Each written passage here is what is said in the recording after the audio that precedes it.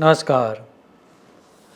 वेदांग ज्योतिष में गुरु और शुक्र की एनर्जीज को डायमेट्रिकली ऑपोजिट एनर्जीज माना गया है। मत्स्य पुराण का यह सूत्र है, देवानाम गुरु बृहस्पति ही दैत्यानाम परमम गुरु भार्गवः। अर्थात देवों के एडवाइज़र गुरु है और दैत्यों के एडवाइज़र शुक्र है।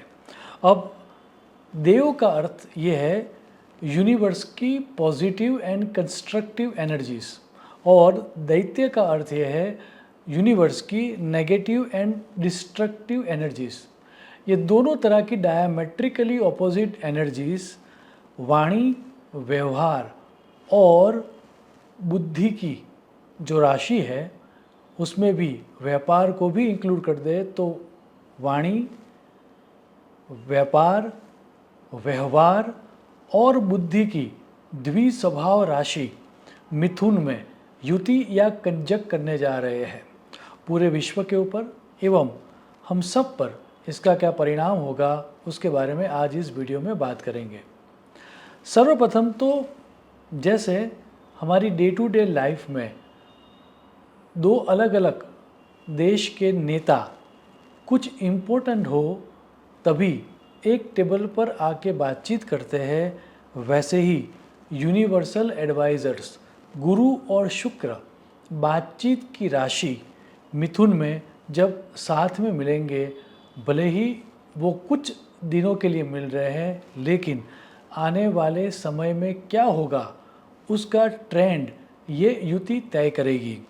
कुछ बड़ा होने वाला है, आइदर उसको सुधारने के लिए या फिर कुछ बड़ा अघटित न हो जाए उसका डिस्कशन करने के लिए ये दोनों ग्रह इकट्ठा हो रहे हैं। आने वाले समय का ट्रेंड इसी युति से तय होगा, ये बात तो तय है। कुछ बड़े महत्वपूर्ण डिसीजंस लिए जाएंगे जिससे वर्ल्ड जियोपॉलिटिक्स पूरी तरह से बदल जाएगा, क्योंकि मिथुन राशि ट्रेड की राशि भी है, तो ट्रेड से रिलेटेड कुछ इम्पोर्टेंट लॉस क्रिएट किए जाएंगे। अभी यूएसए के प्रेसिडेंट डोनाल्ड ट्रंप जिस तरह से ट्रेड को लेकर या फिर टैरिफ को लेकर एग्रेसिव हो रखे हैं, वो आने वाले समय में चेंज होगा। ओवरऑल इस समय के दौरान क्या होता है वह दर्शाते हुए नारद मुनि ने यह श्लोक दिया है, गुरु शुक्रो यदेकस्थो नर युद्धम तदा भवेत अकाले वा भवेत वृष्टि जगत्याम नात्र संशयः। श्लोक को यदि डिकोड करें तो गुरु शुक्र की युति को शास्त्रों में इतनी पॉजिटिव युति नहीं माना गया है। मंडेन एस्ट्रोलॉजी के लिए राजाओं के बीच या देश के बीच युद्ध होता है, जहाँ पर ऑलरेडी युद्ध चल रहे हैं वहाँ वॉर लाइक या फिर जहाँ पर वॉर लाइक सिचुएशन अभी है वहाँ चीज़ें और ज़्यादा टेंस होने वाली है।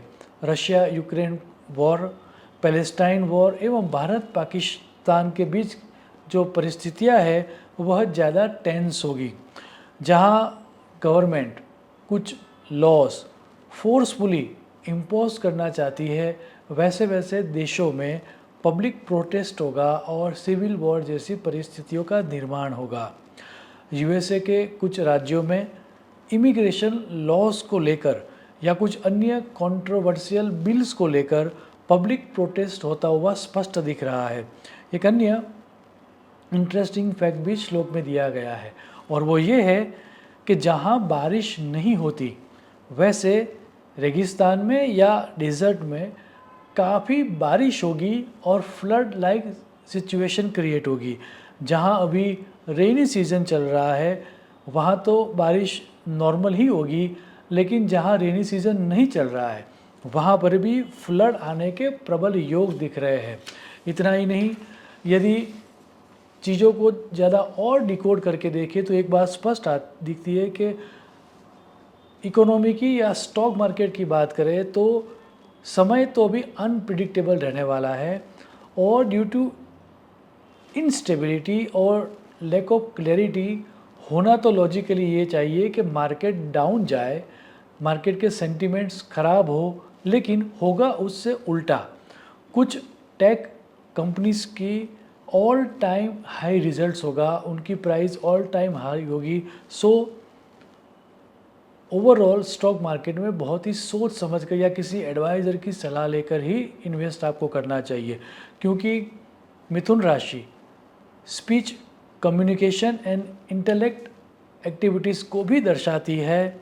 मीडिया एंड सोशल मीडिया पर वॉर चलेगा, उसमें भी किसी इन्फ्लुएंसर या पब्लिक फिगर के स्टेटमेंट या उनकी पोस्ट के कारण सोशल मीडिया पे वॉर लाइक सिचुएशन बढ़ेगी। हम बहुत सारे ब्लेम्स देखेंगे, बहुत सारे फेक न्यूज़ देखेंगे और उसके कारण हमें पता नहीं चलेगा किस न्यूज़ को सही मानना या किस न्यूज़ को गलत मानना। उस तरह का अनक्लियर वातावरण सोशल मीडिया पर रहेगा। सो ओवरऑल ये जो समय है वह समय सोच समझकर अपने व्यूज़ या कमेंट्स देने का है। लॉन्ग टर्म को दिमाग में रखकर यदि हम डिसीजंस लेंगे तो ही हमें लाभ होगा। शॉर्ट टर्म लालच में आने का यह समय नहीं है। आइए अब आखिर में हमारी जो 12 राशियाँ जो है उनको कौन से एरियाज़ में ध्यान रखना चाहिए वो भी शॉर्ट में दिखते हैं। याद रहे, ओवरऑल ये जो युति है गुरु शुक्र की वह इंडिविजुअल राशियों को शुभ परिणाम देगी। यहाँ पर जब मैं राशि की बात कर रहा हूँ तो एक बात फिर से क्लियर करना चाहूँगा कि यह आपके चंद्र राशि के आधार पर प्रिडिक्शन दिया गया है। वैदिक चंद्र राशि के आधार पर वेस्टर्न ट्रॉपिकल साइन की या फिर आपके लग्न की यहाँ पर बात नहीं की गई है। सर्वप्रथम बात करते हैं मेष राशि की। तो आपको सिबलिंग से लेकर आपके जो सिबलिंग है उनको उनके रिलेटेड कोई शुभ समाचार की प्राप्ति होगी। शॉर्ट टर्म ट्रैवलिंग करने से आपको लाभ होगा।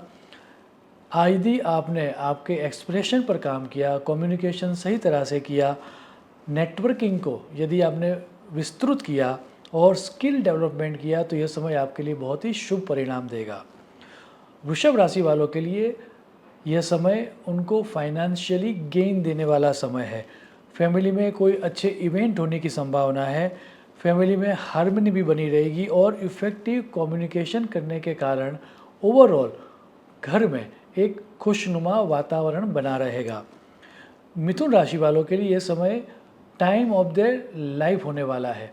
उनके इंडिविजुअल लाइफ में बहुत सारे शुभ समाचारों की प्राप्ति होगी। धार्मिक यात्रा भी हो सकती है और संतान रिलेटेड उनको कोई शुभ समाचार की प्राप्ति भी हो सकती है। नई शुरुआत होने का, लीडरशिप एक्सर्ट करने का एवं आत्मविकास करने का यह सबसे ज़्यादा अच्छा समय रहेगा।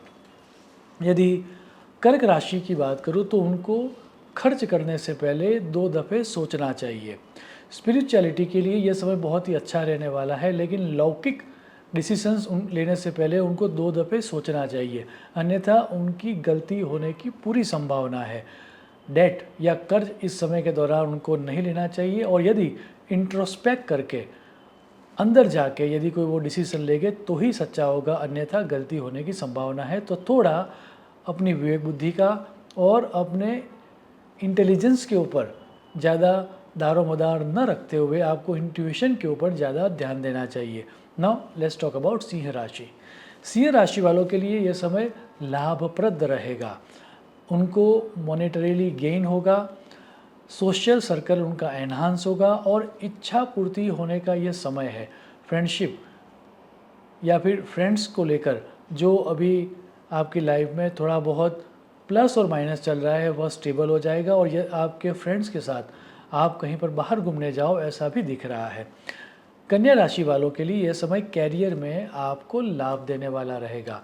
आपको रिकॉग्निशन मिलेगा, व्यापार में भी लाभ मिलेगा और आपकी पोजीशन भी बढ़ेगी, ऐसा स्पष्ट दिख रहा है। तुला राशि वालों के लिए यह समय भाग्यवर्धक करने वाला रहेगा। हायर लर्निंग के लिए, ट्रैवलिंग के लिए और स्पिरिचुअल एक्टिविटीज़ के लिए यह समय श्रेष्ठ परिणाम देने वाला रहेगा। वृश्चिक राशि वालों को उनकी हेल्थ के प्रति थोड़ा बहुत सजग रहना होगा। यदि उन्होंने फाइनेंशियल डिसीजंस बिना सोचे समझे ड्यूरिंग दिस टाइम किए तो उनको नुकसान होने के भी योग है। यह समय उनको ट्रांसफॉर्मेशन देने वाला रहेगा, हेल्थ में सुधार आएगा, गुप्त धन कहीं से मिल जाए या इनहेरिटेंस कहीं से मिले, उसके भी योग है। यदि आप मेडिटेशन करोगे या गुप्त ज्ञान के प्रति यदि आप सजग हो तो इस समय के दौरान आपको कोई अगोचर अनुभव हो जाए, वैसे भी योग स्पष्ट दिख रहे हैं। धनु राशि वालों के लिए यह समय एवरेज टू गुड रहेगा। उनको रिलेशनशिप के प्रति थोड़ा सजग रहना होगा। हालांकि यदि वह सिंगल है तो उनके जीवन में योग्य जीवन साथी की प्राप्ति भी इस समय के दौरान हो सकती है। लग्न या विवाह के लिए यह समय अति उत्तम रहेगा। उनके व्यापार के लिए यह समय अच्छा रहेगा और इवन उनके कैरियर के लिए भी यह समय अति उत्तम रहने वाला है। मकर राशि वालों की बात करूं तो उनको इस समय के दौरान संभालना होगा। उनकी हेल्थ के प्रति उनको थोड़ा सजग रहना होगा, लाइफस्टाइल हेल्दी रखनी पड़ेगी। जॉब अपॉर्चुनिटीज़ काफ़ी मिलेगी, लेकिन कमिटमेंट करने से पहले उनको पेपर वर्क सही तरह से देखना चाहिए। खर्च के ऊपर काबू रखने से उनको एक तरह से लाभ होगा। नाउ लेट्स टॉक अबाउट कुंभ राशि। कुंभ राशि वालों के लिए यह समय बहुत ही अच्छा रहने वाला है। यदि वो लोग हायर स्टडीज़ के लिए सोच रहे हैं तो इस समय के दौरान उनको लाभ होगा। संतान रिलेटेड कुछ शुभ समाचार की प्राप्ति होने के भी प्रबल योग है। आपकी लव लाइफ के लिए भी यह समय अति उत्तम रहने वाला है। अपॉर्चुनिटीज़ काफ़ी मिलेगी, तो आपको सोच समझकर उस अपॉर्चुनिटी को कैपिटलाइज कर लेना चाहिए। मीन राशि वालों के लिए यह समय अति उत्तम रहने वाला है। प्रॉपर्टी रिलेटेड कोई अच्छे समाचार की प्राप्ति होगी, सुख की प्राप्ति होगी और ओवरऑल जो लाइफ से उनको चाहिए उन सब चीज़ों की प्राप्ति होने के कारण उनको इनर पीस भी एक्सपीरियंस होगी।